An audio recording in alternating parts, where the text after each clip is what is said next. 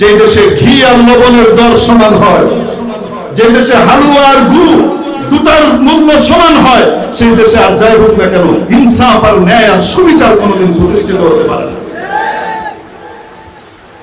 যে দেশে সুজন এবং দুর্জনের মত এক পাল্লায় মাপা হয়, সমানভাবে সেভাবে সুপারিশ করা হয়, সে দেশে তো পাশ্চাত্যের দালালির বিধানই কায়েম করা হয়।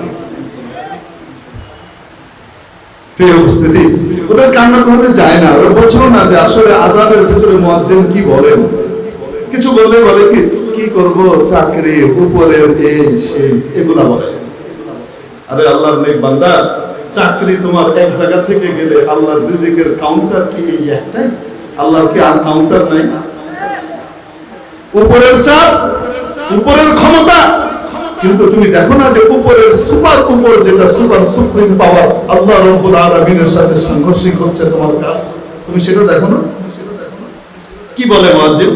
আল্লাহু আকবার, আল্লাহু আকবার, আল্লাহু আকবার, আল্লাহু আকবার। সামনে থেকে শুরু করে আমার পৃথিবীর শেষ সীমা পর্যন্ত যা কিছু আছে সব ছোট, আল্লাহ বড়। পেছন দিকে আমার পৃথিবীর শেষ সীমা পর্যন্ত যা আছে সব ছোট, আল্লাহ বড়।